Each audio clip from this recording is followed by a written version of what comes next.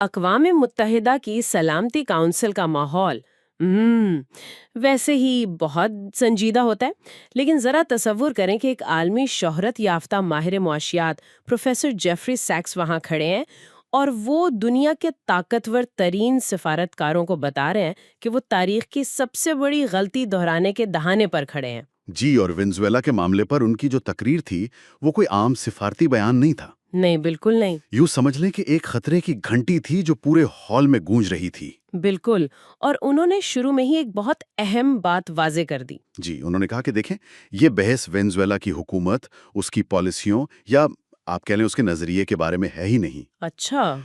مطلب آپ مادوروں کو پسند کرتے ہیں یا نہیں کرتے، یہ غیر متعلق ہے۔ ان کے مطابق اصل سوال یہ ہے کہ کیا ہم اس بین الاقوامی قانون کو بچا پائیں گے جس پر دوسری جنگ عظیم کے بعد پوری دنیا نے اتفاق کیا تھا؟ تو یہ معاملہ وینزویلا سے کہیں زیادہ بڑا تھا۔ بہت زیادہ۔ یہ پورے عالمی نظام کے مستقبل کا سوال تھا۔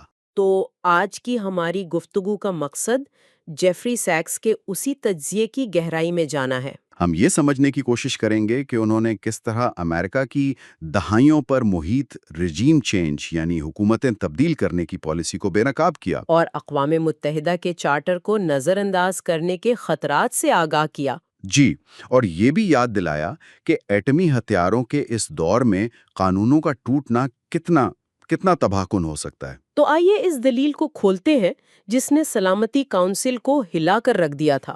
انہوں نے اپنی بات کا آغاز ایک بہت ہی بنیادی لیکن گہرے سوال سے کیا۔ کون سا سوال تھا وہ؟ جی، ایک ایسا سوال جو بظاہر تو بہت سادہ لگتا ہے، لیکن حقیقت میں بین الاقوامی تعلقات کی پوری عمارت اسی پر کھڑی ہے۔ انہوں نے پوچھا، کیا کسی بھی ملک کو یہ حق حاصل ہے کہ وہ طاقت، معاشی دباؤ یا دھمکیوں کے ذریعے کسی دوسرے ملک کے سیاسی مستقبل کا فیصلہ کرے؟ یہ سوال تو براہ راست اقوام متحدہ کے چارٹر کی روح پر ایک طرح سے حملہ ہے۔ بالکل، اور چارٹر میں اس بارے میں کوئی ابہام ہے ہی نہیں۔ اچھا، کیا کہتا ہے چارٹر؟ اقوام متحدہ کے چارٹر کا آرٹیکل 2 سیکشن 4، جسے بین الاقوامی قانون کا سنگ بنیاد سمجھا جاتا ہے، وہ بہت واضح ہے۔ وہ کہتا ہے کہ کوئی بھی ملک کسی دوسرے ملک کی علاقائی سالمیت یا سیاسی آزادی کے خلاف نہ تو طاقت کا استعمال کرے گا اور نہ ہی اس کی دھمکی دے گا۔ تو یہ ایک طرح سے ممالک کے درمیان گولڈن رول ہے۔ جی بالکل، کہ آپ دوسروں کے ساتھ وہ نہیں کریں گے جو آپ نہیں چاہتے کہ کوئی آپ کے ساتھ کرے۔ تو سیکس یہ کہہ رہے تھے کہ سلامتی کونسل کے سامنے دو ہی راستے ہیں، یا تو اس گولڈن رول کا دفاع کریں یا پھر اس کی خلاف ورزی کو جائز قرار دے کر ایک ایسی خطرناک مثال قائم کریں جس کے نتائج سنگین ہوں گے۔ ان کے اپنے الفاظ تھے کہ اس انتخاب کے نتائج سنگین اور خوفناک ہو سکتے ہیں۔ مطلب اگر آپ آج وینزویلا کے لیے یہ اصول توڑتے ہیں تو کل کوئی اور طاقتور ملک کسی اور کمزور ملک کے لیے یہی اصول توڑے گا۔ بالکل، اور پھر یہ سلسلہ کہاں جا کر رکے گا؟ یہیں سے انہوں نے اپنی دلیل کو تاریخی پس منظر سے جوڑا اور یہ ثابت کرنے کی کوشش کی کہ یہ کوئی ایک واقعہ نہیں بلکہ ایک طویل پالیسی کا حصہ ہے۔ جی، یہاں سے بات واقعی بہت دلچسپ ہو جاتی ہے۔ سیکس نے دعویٰ کیا کہ امریکہ 1947 سے یعنی 70 سال سے زیادہ عرصے سے دوسرے ممالک میں حکومتیں تبدیل کرنے کی پالیسی پر عمل پیرا ہے۔ یہ ایک بہت بڑا الزام ہے اور انہوں نے اس کے لیے ثبوت بھی پیش کیے۔ کیا ثبوت دیے انہوں نے؟ انہوں نے سیاسی سائنسدان لنڈسے اورور کی کتاب کوورٹ رجیم چینج کا حوالہ دیا۔ یہ اس موضوع پر ایک بہت ہی جامع تحقیق ہے۔ اس کتاب میں صرف 1947 سے 1989 کے درمیان یعنی سرد جنگ کے دور میں جی، امریکہ کے 70 سے زائد ایسے آپریشنز کا دستاویزی ثبوت موجود ہے جن کا مقصد دوسرے ممالک کی حکومتوں کو گرانا تھا۔ ایک منٹ، 70 آپریشنز؟ جی 70۔ یہ تعداد یہ تو ہوش اڑا دینے والی ہے۔ اس کا مطلب تو یہ ہوا کہ اوسطاً ہر 7 مہینے میں ایک نیا آپریشن؟ بالکل، ایران میں مصدق سے لے کر چلی میں الندے تک یہ فہرست بہت لمبی ہے۔ اور سیکس کا سب سے اہم نقطہ یہ تھا کہ یہ سلسلہ سرد جنگ کے خاتمے کے ساتھ رکا نہیں۔ اچھا، کیونکہ عام خیال تو یہی تھا کہ سوویت یونین کے ٹوٹنے کے بعد دنیا ایک نئے پرامن دور میں داخل ہوگی اور یہ مداخلتیں ختم ہو جائیں گی۔ جی، لیکن سیکس نے اعداد و شمار کے ساتھ بتایا کہ ایسا نہیں ہوا۔ انہوں نے 1989 کے بعد کی مثالیں دیں جہاں اقوام متحدہ کی سلامتی کونسل کی اجازت کے بغیر بڑی فوجی کارروائیاں کی گئیں۔ کون کون سی مثالیں تھیں وہ؟ دیکھیں، فہرست کافی لمبی ہے۔ عراق پر 2003 کا حملہ، 2011 میں لیبیا میں مداخلت، 2011 سے شام میں جاری پراکسی جنگ، 2009 میں ہونڈوراس میں بغاوت کی حمایت۔ یوکرین 2014؟ جی، یوکرین 2014 اور خود وینزویلا، جہاں ان کے مطابق یہ سلسلہ 2002 سے جاری ہے۔ اور سیکس نے کہا کہ ان تمام آپریشنز کے لیے ایک مخصوص پلے بک، یعنی ایک طے شدہ طریقہ کار استعمال کیا جاتا ہے۔ بالکل، پلے بک۔ یہ پلے بک کیا ہے؟ یہ تو کسی کھیل کی اصطلاح لگتی ہے۔ اس کا مطلب ہے کہ یہ کارروائیاں بے ترتیب نہیں ہوتی، ان کا ایک پیٹرن ہوتا ہے۔ اس پلے بک میں کھلی جنگ کے ساتھ ساتھ خفیہ آپریشنز، ملک کے اندر بے چینی اور فسادات کو ہوا دینا، مسلح گروہوں کو فنڈنگ اور ہتھیار فراہم کرنا۔ جی، اور میڈیا کے ذریعے پروپیگنڈا کرنا، یہ سب اس کا حصہ ہے۔ اس کے علاوہ انہوں نے رشوت، ٹارگٹ کلنگ اور معاشی جنگ کا بھی ذکر کیا۔ مجھے لگتا ہے یہ معاشی جنگ والا نقطہ خاص طور پر اہم ہے نا؟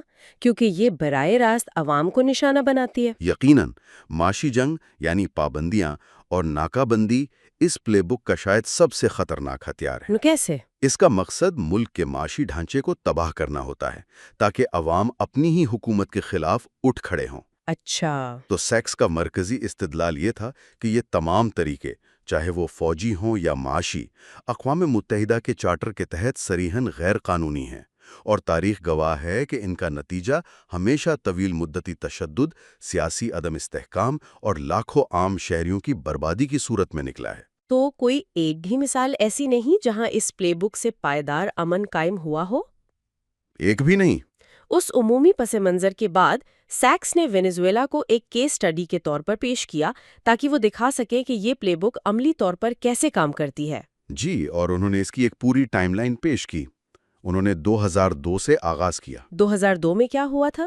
انہوں نے بتایا کہ امریکی خفیہ ایجنسیوں کے اپنے دستاویزات سے یہ بات سامنے آئی کہ اپریل 2002 میں صدر ہیوگو شاویز کے خلاف جو ناکام بغاوت ہوئی، امریکہ کو اس کا پہلے سے علم تھا۔ علم تھا اور اس نے اس کی حمایت کی؟ جی، اور اس نے بغاوت کرنے والوں کی حوصلہ افزائی کی۔ اور یہ صرف آغاز تھا۔ اس کے بعد پوری دہائی میں اپوزیشن گروپوں اور این جی اوز کو لاکھوں ڈالر کی فنڈنگ کی گئی۔ پھر 2015 میں ایک بہت بڑا قدم اٹھایا گیا جب صدر اوباما نے ایک ایگزیکٹو آرڈر کے ذریعے وینزویلا کو امریکہ کی قومی سلامتی کے لیے غیر معمولی خطرہ قرار دے دیا۔ یہ سننے میں بہت عجیب لگتا ہے۔ عجیب تو ہے، وینزویلا جیسا ملک امریکہ کے لیے خطرہ کیسے بن سکتا ہے؟ لیکن اصل میں یہ ایک قانونی چال تھی۔ اچھا، وہ کیسے؟ کسی ملک کو قومی سلامتی کے لیے خطرہ قرار دینے کے بعد آپ کو اس پر سخت پابندیاں عائد کرنے کا قانونی جواز مل جاتا ہے۔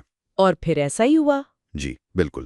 2017 سے لے کر 2020 تک وینزویلا کی سرکاری تیل کمپنی اور معیشت کے دوسرے شعبوں پر ایسی سخت پابندیاں لگائی گئیں جنہوں نے اس کی معیشت کو مفلوج کر دیا۔ ان پابندیوں کے اثرات کتنے شدید تھے؟ کیا ہمارے پاس اس کے کچھ اعداد و شمار ہیں؟ جی، اور یہ اعداد و شمار واقعی چونکا دینے والے ہیں۔ سیکس نے بتایا کہ 2016 سے 2020 کے درمیان صرف 4 سالوں میں وینزویلا کی تیل کی پیداوار میں 75% کمی آئی۔ 75%؟ جی، 75%۔ اور تیل اس ملک کی معیشت کی ریڑھ کی ہڈی ہے۔ تصور کریں کہ آپ کی آمدنی کا 75% حصہ اچانک ختم ہو جائے۔ یہ تو معاشی تباہی ہے، اور اس کا اثر تو صرف حکومت پر نہیں بلکہ عام لوگوں پر پڑا ہوگا۔ یقیناً۔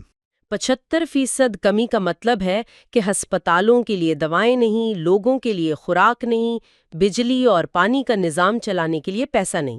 بالکل یہی ہوا۔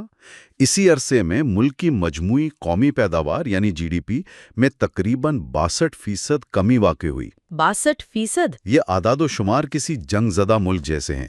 اس معاشی تباہی نے وینزویلا میں ایک شدید انسانی بحران کو جنم دیا، اور سیکس نے یہ بھی یاد دلایا کہ اقوام متحدہ کی جنرل اسمبلی 12 ایسی یک طرفہ پابندیوں کے خلاف قراردادیں منظور کر چکی ہے۔ کیونکہ بین الاقوامی قانون کے تحت صرف سلامتی کونسل ہی کسی ملک پر پابندیاں عائد کر سکتی ہے، کوئی ایک ملک نہیں۔ بالکل۔ اور پھر 23 جنوری 2019 کو امریکہ نے یک طرفہ طور پر خوان گوائیڈو کو وینزویلا کا عبوری صدر تسلیم کر لیا۔ جی، جبکہ وہ کبھی الیکشن میں کھڑے بھی نہیں ہوئے تھے۔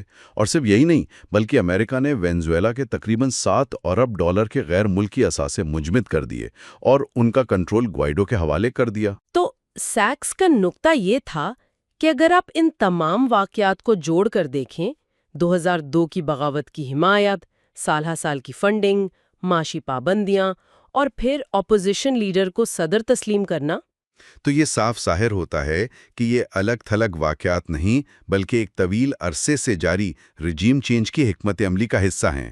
تو وینزویلا کی اس مثال کے ذریعے سیکس دراصل ایک بہت بڑی اور زیادہ خطرناک حقیقت کی طرف اشارہ کر رہے تھے۔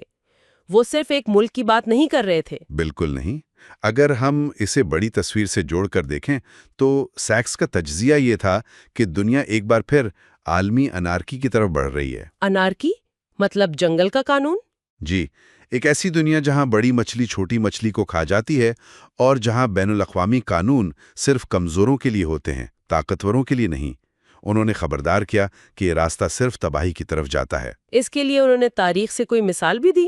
انہوں نے 1930 کی دہائی کی لیگ آف نیشنز کی ناکامی کی مثال دی، جو اقوام متحدہ سے پہلے عالمی ادارہ تھا۔ اور وہ کیوں ناکام ہوئی تھی؟ وہ اس لیے ناکام ہوئی کیونکہ اس وقت کی بڑی طاقتوں جیسے جاپان، اٹلی اور جرمنی نے اس کے قوانین کو ماننے سے انکار کر دیا تھا اور دوسرے ممالک پر حملے شروع کر دیے تھے، اور باقی بڑی طاقتیں صرف دیکھتی رہیں۔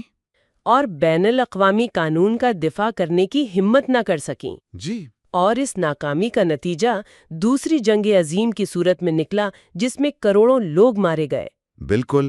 اور سیکس نے یاد دلایا کہ اقوام متحدہ کا ادارہ اسی جنگ کی راکھ سے پیدا ہوا تھا، اور اس کے چارٹر کی پہلی لائن یہی ہے: آنے والی نسلوں کو جنگ کی لعنت سے بچانا۔ تو ان کی شدید وارننگ یہ تھی کہ آج اقوام متحدہ کے چارٹر کو کمزور کرنا بالکل وہی غلطی دہرانے کے مترادف ہے جو 1930 کی دہائی میں کی گئی تھی۔ فرق صرف یہ ہے کہ آج کی دنیا ایٹمی ہتھیاروں سے لیس ہے، اس بار غلطی کی گنجائش ہے ہی نہیں۔ یہ واقعی ایک بہت سنگین وارننگ ہے۔ اس تجزیے کے بعد کیا سیکس نے کوئی حل بھی پیش کیا یا صرف مسائل کی نشاندہی کی؟ نہیں، انہوں نے صرف تنقید نہیں کی، بلکہ کچھ بہت ٹھوس اور فوری اقدامات کا مطالبہ بھی کیا۔ اچھا، کیا مطالبات تھے ان کے؟ ان کے مطالبات بہت واضح تھے۔ پہلا، امریکہ وینزویلا کے خلاف طاقت کے استعمال اور دھمکیوں کا سلسلہ فوری طور پر بند کرے۔ دوسرا، وہ تمام معاشی پابندیاں اور ناکابندیاں ختم کی جائیں جو سلامتی کونسل کی اجازت کے بغیر لگائی گئی ہیں۔ اس کے علاوہ انہوں نے امریکی فوج کی واپسی کا بھی مطالبہ کیا۔ جی، تیسرا مطالبہ یہ تھا کہ وینزویلا اور اس کے پڑوسی ممالک سے تمام امریکی فوجی اور انٹیلیجنس اثاثے واپس بلائے جائیں۔ لیکن انہوں نے صرف امریکہ سے مطالبات نہیں کیے۔